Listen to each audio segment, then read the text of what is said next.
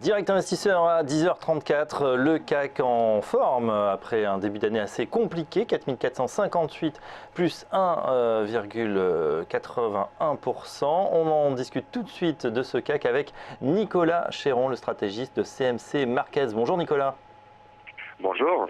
Alors faut-il se méfier de ce rebond? Est-ce un rebond technique? Est-ce que les shorts vont reprendre la main? En tout cas, les bears nous entourent depuis ce matin.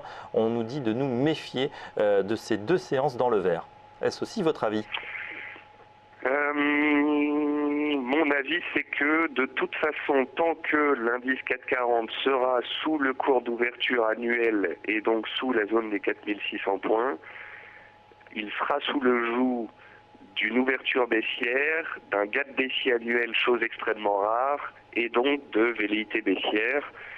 Je pense qu'il y a vraiment des mots qui caractérisent 2016. 2016 peut-être une année tumultueuse, volatile et un petit peu dangereuse.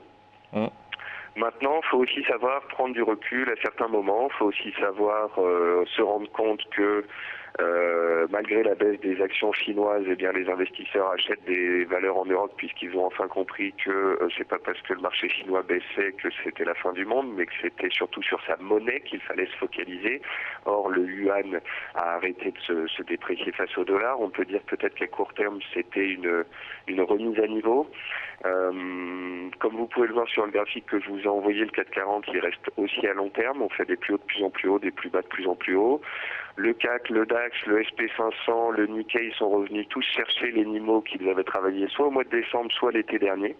Donc on est revenu sur des zones majeures. Donc, et surtout, on a trouvé aussi vous disiez, on a trouvé des bases de soutien, hein, des seuils psychologiques, 4300 sur le CAC, 3000 points sur l'Eurostock, c'était voilà, des bases dont on avait besoin. C'est les supports dont on a parlé début de semaine. Depuis, les investisseurs font fi de la Chine, les statistiques chinoises étaient supérieures aux attentes, le yen a reperdu de sa superbe, les indicateurs de risque comme l'or et la volatilité se sont calmés, les supports ont tenu, le pétrole rebondit et soutient le secteur énergétique qui soutient l'ensemble de la cote.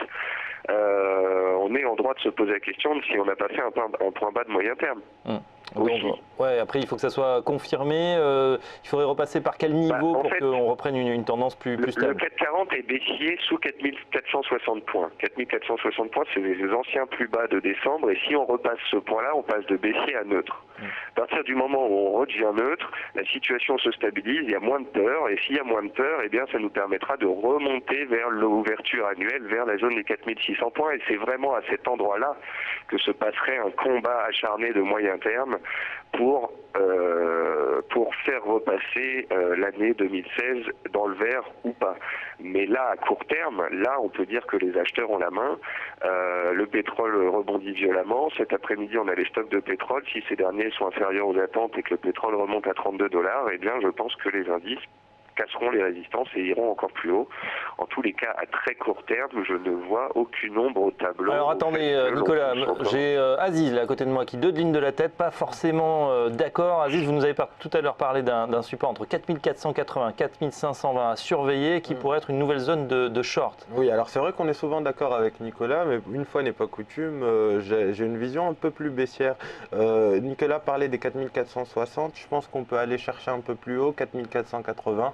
4520, on a des niveaux de résistance aux alentours de ces niveaux-là et sur lesquels les vendeurs peuvent revenir. Alors c'est pour ça que le rebond technique, le rebond de ce matin ne peut être qu'une continuité du rebond technique qu'on a vu déjà amorcé aux États-Unis et en Chine. C'est vrai qu'on a eu la balance commerciale chinoise qui a agréablement surpris les investisseurs et qui explique en partie ce rebond. On va avoir les stocks de pétrole cet après-midi à 16h30 qui vont être plutôt déterminants pour la clôture de la séance européenne, mais en tout cas on voit bien que techniquement parlant, tant qu'on n'est pas passé au-dessus de cette zone de 4480, 4520, on ne peut pas encore basculer dans un marché neutre et ça peut, les vendeurs qui ont le contrôle depuis le début de l'année, depuis même la fin de l'année dernière, en décembre on a vu beaucoup de dégagements déjà, peuvent revenir, peuvent juger que les niveaux sur lesquels on revient peuvent être effectivement pris pour cible pour ouvrir des positions vendeuses ou renforcer leurs positions vendeuses avec en ligne de mire effectivement les plus bas qu'on avait touchés vers les 4270-80.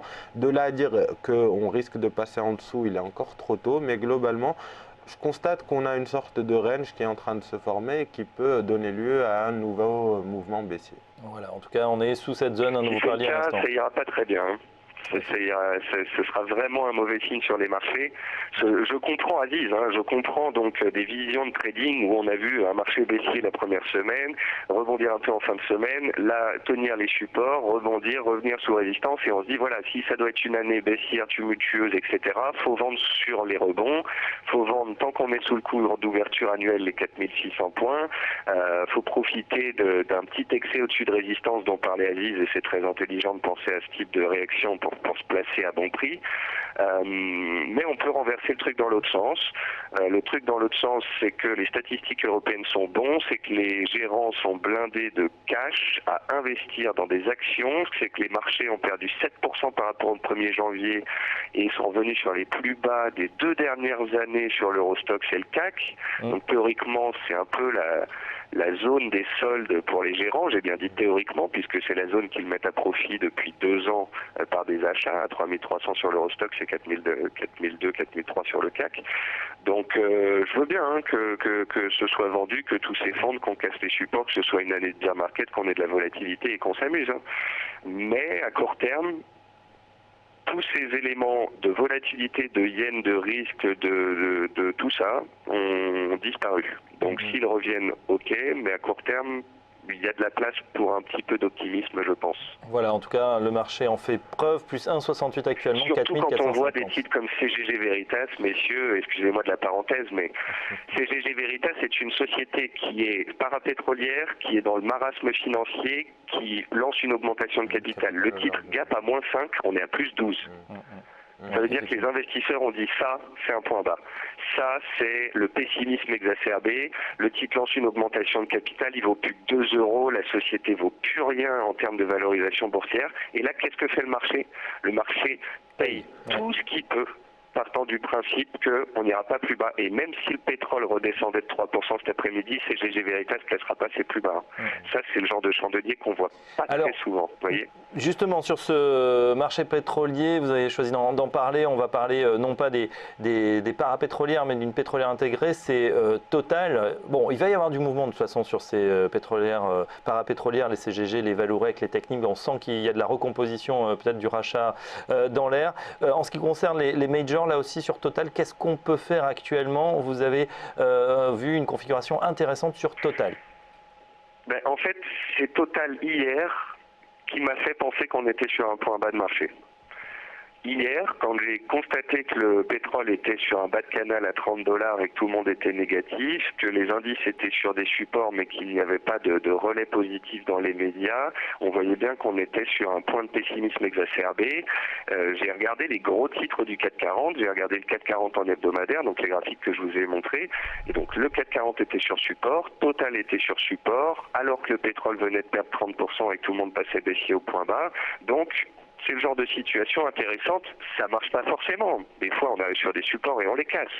Mais là, de voir Total qui revenait, donc Total, c'est une action neutre, c'est une énorme société, c'est une grosse capitalisation dans laquelle les fonds aiment bien en acheter quand elle est faible. Et en plus de ça, elle sert du dividende. On voit bien qu'en 2013, la zone des 36-38 a été très recherchée. Et on voit que depuis 2014, à chaque fois que le titre est passé sous 40, il n'y est pas resté très longtemps. Et donc, hier, Total était à 37,50. Quand j'ai pris le graphique, on était pile sur support, pile sur les plus bas de décembre. Et donc, si vous voulez... donc l'alerte s'est déclenchée si ça sur casse, Total. ça casse, mais s'il y a un support à payer, c'est celui-là, quoi. Voilà, en tout cas, le risque rendement paraît absolument favorable. Nicolas, on est obligé d'arrêter là et puis vous avez d'autres obligations. On parlera évidemment de nouveau de ce secteur pétrolier et aussi biotech. Ça sera un peu plus tard dans la semaine. Merci Nicolas Chéron, le stratégiste de CMC Markets. Tout de suite, on passe à notre séquence scalping avec Benoît Rousseau. À tout de suite.